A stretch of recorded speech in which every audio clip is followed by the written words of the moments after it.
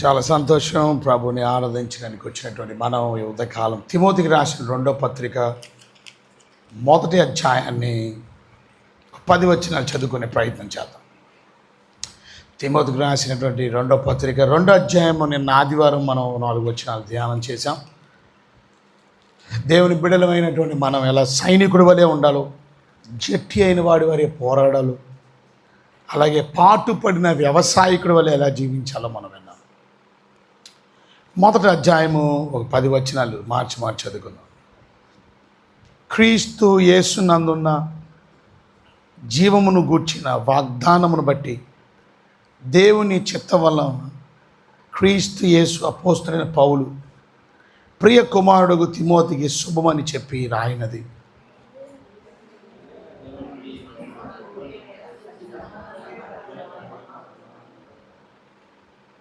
నా ప్రార్థనల యందు ఎడతాక నిన్ను జ్ఞాపకం చేసుకొనుచు నీ కన్నీళ్లను తలంచుకొని నాకు సంపూర్ణ ఆనందము కలుగుటకై నిన్ను చూడవలనని రేయింపగళ్ళు అపేక్షించుచు నీ అందున్న నిష్కపటమైన విశ్వాసమును జ్ఞాపకం చేసుకొని నా పితరాచార ప్రకారము నిర్మలమైన మనస్సాక్షితో నేను సేవించుచున్న దేవుని ఎడల కృతజ్ఞై ఉన్నాను.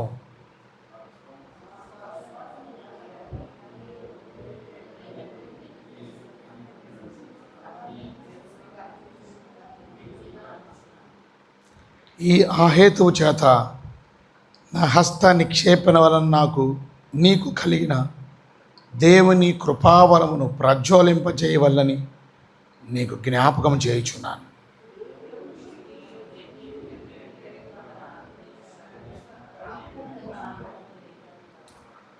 కాబట్టి నీవు మన ప్రభు విషయమైన సాక్ష్యమును గురించి ఆయన ఖైదీనైన నన్ను గురించి ఆయనను సిగ్గుపడక దేవుని శక్తిని బట్టి సువార్త నిమిత్తమైన శ్రమానుభవంలో పాలువారై ఉండుము.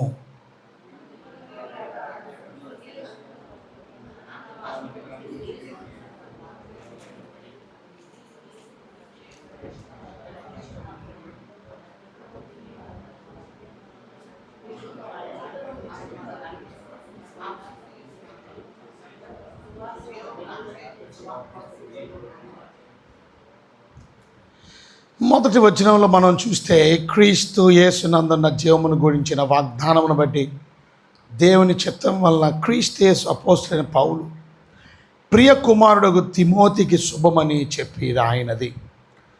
సో ఒక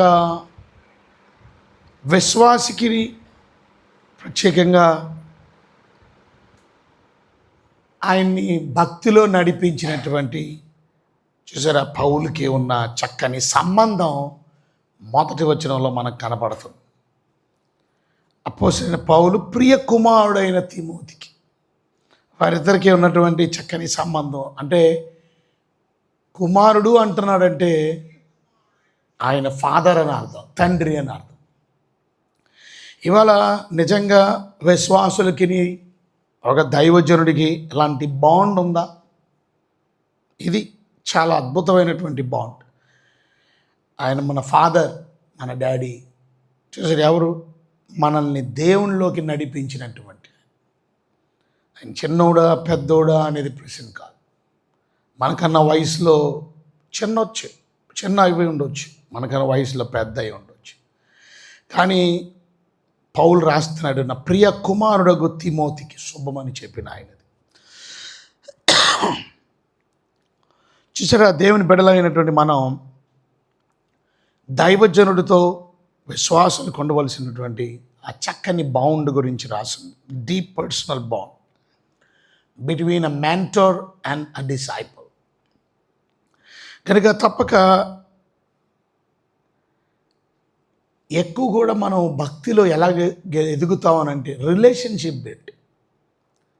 సో విశ్వాసం అనేది మనందరిలో ఏ రకంగా అభివృద్ధి అవుతుంది అంటే ప్రత్యేకంగా ఆ సహవాసం అనేది చాలా ఇంపార్టెంట్. అందుకనే అంటున్నాడు, యేసు నందున్న జీవమును గురించిన వాగ్దానమును బట్టి దేవుని చిత్తం వల్ల యేసు క్రీస్తు లేక క్రీస్తు యేసు అపోస్తులైన పౌలు ప్రియ కుమారుడైన తిమోతికి శుభమంచం ఏం రాస్తున్నాడు చూడండి 2వ వచనంలో. అలాగే తండ్రి అయిన దేవుని నుండి మన ప్రభు అయిన యేసు క్రీస్తు కృపయు కనికరం సమాధానమును కలుగును కాక. సో గ్రీటింగ్స్ ఇలాగ ఇస్తూ ఇప్పుడు మ్యాటర్లోకి వస్తున్నాడు. 3వ వచనంలోకి వస్తే, నా ప్రార్థనల యందు ఎడతెగక నిన్ను జ్ఞాపకం చేసుకొనుచు నీ కన్నీళ్లను తలంచుకొని నాకు సంపూర్ణ ఆనందము కలుగుటకై నిన్ను చూడవలనని రేంపగలు అపేక్షించుచు నీ అందున్న నిష్కపటమైన విశ్వాసమును జ్ఞాపకం చేసుకొనుచు నా పితరాచారమును ప్రకారము నిర్మలమైన మనస్సాక్షితో నేను సేవించుచున్న దేవుని యెడల కృతజ్ఞున్నై ఉన్నాను. ఆ విశ్వాసం మొదట నీ అవ్వ అయిన లోయలోను నీ తల్లి అయిన యునేకలోను వహించను. అది నీ యందు సహా వహించుచున్నదని నేను రూఢిగా నమ్ముచున్నాను. ఇక్కడ మనం నేర్చుకోవాల్సిన ప్రాముఖ్యమైనటువంటి విషయం ఏమిటంటే, మన అందరిలో ఉండవలసినటువంటి ప్రాముఖ్యమైనటువంటి లక్షణం విశ్వాసం. సో సిన్సియర్ ఫెయిత్ అనేది చాలా చాలా ఇంపార్టెంట్. దేవుని బిడ్డలమైనటువంటి మనం భక్తులు ఎదగాలన్నా, మన ప్రార్థనలు ఆలకించాలన్నా, మనం దేవుళ్ళో ముందుకు కొనసాగాలన్నా మనకి కావలసింది మొదటిది విశ్వాసం. ఆ విశ్వాసం గురించి మాట్లాడుతున్నాడు. ఆ విశ్వాసం గురించి పౌలు చెప్తున్నాడు. నీకున్నటువంటి విశ్వాసం ఇవాళ ఒక వ్యక్తిలో ఉన్నటువంటి విశ్వాసం ఇంకొక వ్యక్తిలోకి వస్తుందా? తప్పక. అంటే దాని అర్థం ఆ వ్యక్తిని చూసి ఇంకొక వ్యక్తి నేర్చుకోవడానికి అవకాశం ఉంది. ఒక వ్యక్తిలో ఉన్నటువంటి విశ్వాసం ఇంకొక వ్యక్తికి ఎలాగొస్తుంది చూసారా?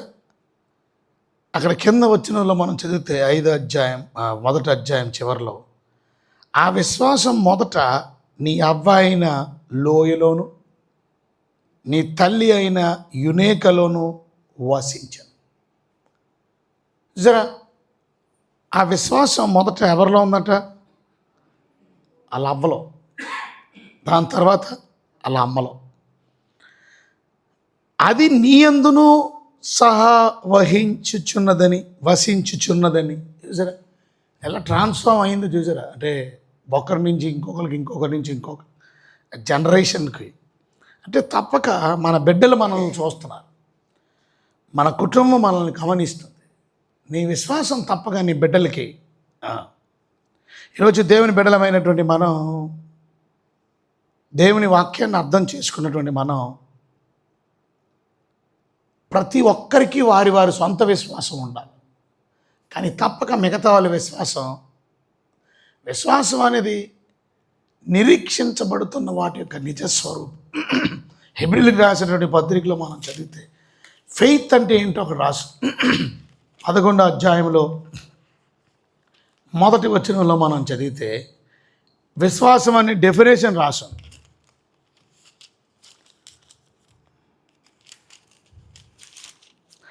విశ్వాసం అనేది నిరీక్షించబడి వాటి యొక్క నిజస్వరూపం. అదృశ్యమైనవి ఉన్నాయి అనుటకు రుజువై ఉన్నది. అది విశ్వాసం అంటే. విశ్వాసం అనేది దేన్నైతే మనం నిరీక్షణ కలిగి ఉన్నామో ఆ నిరీక్షించబడుతున్న వాటి యొక్క నిజస్వరూపం ఉంది. తప్ప నాకు దొరుకుతుంది, దేవుడిస్తాడు. అదృశ్యమైనది కనబడదు, కానీ కనబడలేని ఉన్నాయి అనడానికి రుజువు విశ్వాసం. అలాంటి విశ్వాసం మనలో ఉంటేనే ఇప్పుడు మనం ప్రార్థనకు వచ్చాం. ఉదయకాలమే మన ప్రార్థన దేవుడు ఆలకించి జవాబు ఇవ్వాలి అని అంటే తప్పక మనకి విశ్వాసం అనేది చాలా చాలా అవసరం. కనుక ఆ విశ్వాసం మన కుటుంబం నుంచి చూసారా 3 తరాలు ఇక్కడ మనం చూస్తున్నాం. నీ అవ్వ, నీ అమ్మ, ఇప్పుడు నీలో. సో తప్పక దేవుని బిడ్డలమైనటువంటి మనం విశ్వాసం కలిగి ఉండడం చాలా ఇంపార్టెంట్. ఒకరికొకరు ప్రార్థన చేసుకోవడం. భక్తులు కూడా అక్కడ 3వ వచనంలో నా ప్రార్థనల యందు ఎడతెగక నిన్ను జ్ఞాపకం చేసుకొనుచు. ఇవాళ దేవుని బిడ్డలైనటువంటి మనం ఒకరి నిమిత్తం ఒకరు కూడా ప్రార్థన చేసుకోవాలి. కేవలం మీ గురించి మాత్రమే కాదు ప్రార్థన చేయడానికి. వాళ్ళు చాలామంది వచ్చాం కానీ మన గురించి ప్రార్థన చేసుకోవడానికి ఏ సమయం లేదు. ఇంకెవరు ఒకరి గురించి ఒకరు ఎలా ప్రార్థన చేసుకోవాలో తప్పక ప్రార్థన చేయాలి. ఇవాళ ఉదయమే ఒక ఫోన్ వచ్చింది, అలా ఆవిడ కళ్ళు తిరిగి పడిపోయింది కనుక లెగట్లేదని, ఏమైందో తెలియట్లేదు. ఇప్పుడు అర్జెంటుగా నిమ్రా హాస్పిటల్కి షిఫ్ట్ చేశారండి. ప్రార్థన చేయండి అర్జెంటుగా, ఇప్పుడే జస్ట్ కనుక మీరు గమనించవలసింది ఏంటంటే ఒకరి క్షేమం గురించి ఒకరు మనం తప్పక ప్రార్థన చేసుకోవాలి. యాకోబు పత్రిక 5వ అధ్యాయంలో మనం చూసినట్లయితే, యాకోబు పత్రిక 5వ అధ్యాయం మనం చూస్తే దేవుని వాక్య గ్రంథంలో ఒకరి నిమిత్తమే ఒకరు ప్రార్థన చేసుకోవాల్సిన ఆవశ్యకత. చూడండి 5వ అధ్యాయము 16వ వచనం, మీ పాపములను ఒకరితోనొకడు ఒప్పుకోండి, ఒకరితో ఒకడు. అలాగే మీరు స్వస్థత పొందినట్లు ఒకని కొరకు ఒకడు ప్రార్థన చేయండి. ఇవాళ ఎంతమంది ఒక్కని కొరకు ఒకరు ప్రార్థన చేస్తారు? ఇవాళ మీ గురించి ఇంకొకరు చేస్తే, వాళ్ళ గురించి మీరు చేస్తే, అది అలాగే భక్తులు కూడా మీ గురించి ప్రార్థన చేస్తే, మీరు భక్తుల గురించి ప్రార్థన చేస్తే, అది అందుకనే మన అవసరతలు తెలియపరచడం చాలా ఇంపార్టెంట్. ఎందుకంటే ఒకరి నిమిత్తం ఒకరు ప్రార్థన చేయాలి. ఇక్కడ 7వ వచనంలోకి వస్తే, దేవుడు మనకి శక్తియు ప్రేమయు ఇంద్రియ నిగ్రహము గల ఆత్మనే ఇచ్చను కానీ పిరికితన గల ఆత్మను ఇయ్యలేదు.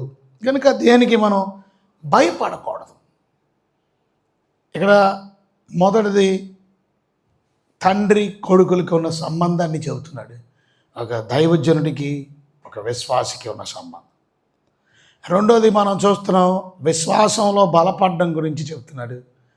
ఒక వ్యక్తి విశ్వాసం లేకుండా మనం దేవుళ్ళలో నడవలేం, విశ్వాసం లేకుండా ప్రార్థన చేయలేం, విశ్వాసం లేకుండా దేవుని కొరకు మంచి కార్యాలు తలపెట్టలేం. సో విశ్వాసం అనేది చాలా చాలా చాలా ఇంపార్టెంట్. అలాంటి విశ్వాసం మనం పాస్ ఆన్ కూడా చేయాలి. నీ విశ్వాసం ఇంకొకరు, విశ్వాసం ఇంకొకరు అనుకరించేవారుగా, ఎవరి విశ్వాసం వాళ్ళదే. కానీ ఇదే ఆస్తి కాదు పంచిపెట్టడానికి. కానీ తప్పక ఆ విశ్వాసాన్ని మీ అవ్వలో నుంచి నువ్వు తీసుకోవాలి, మీ అమ్మలో నుంచి నువ్వు తీసుకోవాలి, పక్కన నుంచి తీసుకోవాలి అని అనుకుంటే తప్పక అది నీలో ముందు యాక్టివేట్ అవ్వాలి. విశ్వాసం అనేది నీలో యాక్టివేట్. మూడోది మనం చూస్తే భయపడకూడదు. దేవుడు మనకి భయాన్ని ఇవ్వాల. దేవుడు మనకి ఏమిచ్చాడు? ప్రేమనిచ్చాడు, శక్తినిచ్చాడు, ఇంద్రియ నిగ్రహం గల ఆత్మ. ఇంద్రియ నిగ్రహం అంటే సెల్ఫ్ డిసిప్లైన్.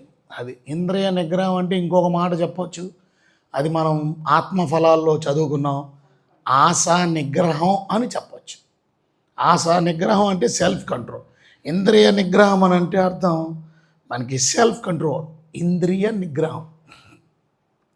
కనుక దేవుడు మనకి భయాన్ని ఇవ్వాల. మరి ఎందుకు భయపడుతున్నాం? భయం అనేది మనల్ని ప్యారలైజ్ చేసేస్తుంది. ప్యారలైజ్ అంటే అర్థం ఏంటంటే కాలు పడిపోతే చూసారా, ఇంకా పని చేయవు, అంటే నడవలేవు, చెయ్యి పెట్టి అన్నం కూడా తినలేవు. అది ప్యారలైజ్ అంటారు. ప్యారలైజ్ అంటే అర్థం చెయ్యి ఇలాగ అయిపోద్ది, అది ఎండిపోయినట్టు మాట. ఇంక రక్త ప్రసరణ అవ్వకపోతే చెయ్యి లెగదు, పైకి లెగదు. సో రక్త ప్రసరణ లేకపోతే కాలు లెగదు, ఆ కాలు అలా స్వచ్ఛపడిపోయినట్టు అయిపోతుంది. మరి కాలు తీసి కాలు వేయలేరు, ఆ కాలుని లాగడమే. ఆ కాలుని లాగి మీతో పాటు ఒక ఏమంటారు దాన్ని, డెడ్ అయిపోయినటువంటి కాల్ని లాగుతూ తీసుకెళ్ళడం ఇంకొక బ్రతికున్నక. సో దేవుడి బిడ్డలైనటువంటి మనం భయం అయితే మనం ఏ పని చేయలేం. భయం ఉంటే ఏ రకంగా ముందుకెళ్ళలేము. అదిగా దేవుడు మనకి భయాన్ని ఇవ్వలేదు, ధైర్యాన్ని ఇచ్చాడు, శక్తినిచ్చాడు. కనుక తప్పక ఆ శక్తితో ఏం చేయాలి? మనం భయపడకుండా ధైర్యంగా దేవుని గురించి సాక్ష్యం చెప్పాలి. దేవుని గురించి ఇతరులకి చక్కని భక్తిలో నడిపించే మాటలు చెప్పాలి. దేవుడు మనకి ప్రేమనిచ్చాడు. ప్రేమ ఎందుకు? ఇతరుల పట్ల ప్రేమ చూపించడానికి. నువ్వు వారి దగ్గర హార్ష్గా మాట్లాడడానికి కాదు, వాళ్ళ దగ్గర కఠినంగా ఉండడానికి కాదు. దేవుడు మనకి ప్రేమనిచ్చాడు. అలాగే దేవుడు మనకి ఇంద్రియ నిగ్రహం గల ఆత్మనిచ్చాడు. ఎందుకు? ప్రతి సాధనలో మనం జయించడానికి. చూసారా? కనుక దేవుడిచ్చినవి మనల్ని గుర్తు చేసుకొని భయపడొద్దు.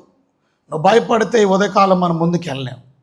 భయపడడానికి కాదు, దేవుడు మనకి భయాన్ని ఇవ్వలేదు, కానీ దేవుడు మనకి శక్తినిచ్చాడు, ప్రేమనిచ్చాడు, ఇంద్రియ నిగ్రహం గల ఆత్మనిచ్చాడు. కనుక ఆ శక్తితో మనం ధైర్యంగా దేవుని గురించి సాక్ష్యం చెప్పాలి, విట్నెస్ చేయాలి. ధైర్యంతో, ప్రేమతో ఒకరికొకరు బలపరుచుకోవాలి. కఠినంగా కాదు మాట్లాడుకోవాలి, కఠినంగా కాదు జీవించవచ్చు. అలాగే ఇంద్రియ నిగ్రహం కలిగిన ఆత్మనిచ్చాడు, తద్వారా మనం శోధనల్ని జయించడానికి. 8వ వచనం మనం చూసినట్లయితే, కాబట్టి నీవు మన ప్రభు విషయమైన సాక్ష్యమును గురించి ఆయన ఖైదీనైన నన్ను గురించి ఆయనను సిగ్గుపడక దేవుని శక్తిని బట్టి స్వార్థ నిమిత్తమైన శ్రమానుభవమును పాలివాడే ఉండుము. ఇక 4వ విషయం మనం ధ్యానం చేస్తున్నటువంటి మాట 8వ వచనంలో కనపడుతుంది. ఏమిటేదేనంటే, దేవుని బిడ్డలమైనటువంటి మనం ఎప్పుడు కూడా మనం సిగ్గుపడకూడదు. దేవుని బిడ్డలమైన మనం ఆయన సువార్త చెప్పడానికి సిగ్గుపడకూడదు, సాక్ష్యం చెప్పడానికి సిగ్గుపడకూడదు. సో దేవుడు మనకి అందుకనే ధైర్యాన్ని ఇచ్చాడు, కానీ సిగ్గుపడడానికి కాదు. ఎందుకు సిగ్గుపడుతున్నాం మనం? సో చాలామంది వాక్యం చెప్పడానికి, సువార్త చెప్పడానికి సిగ్గుపడతారు. కానీ దేవుని బిడ్డలమైనటువంటి మనం సిగ్గుపడకుండా ధైర్యంగా చెప్తే, చూడండి అక్కడ 9-10 వచనాలు చదువుతున్నాం. మన క్రియను బట్టి కాక తన స్వకీయ సంకల్పమును బట్టి అనాది కాలముననే క్రీస్తు యేసునందు మనకు అనుగ్రహింపబడినది. క్రీస్తు యేసు మన రక్షకుని ప్రత్యక్షత వలన బయలుపరచబడినది అని తన కృపను బట్టి మనలను రక్షించి పరిశుద్ధమైన పిలుపుతో ఆయన మనల్ని పిలిచెను. ఆ క్రీస్తు యేసు మరణమును నిరర్ధకము చేసి జీవమును అక్షయతను సువార్త వలన వెలుగులోకి వచ్చెను.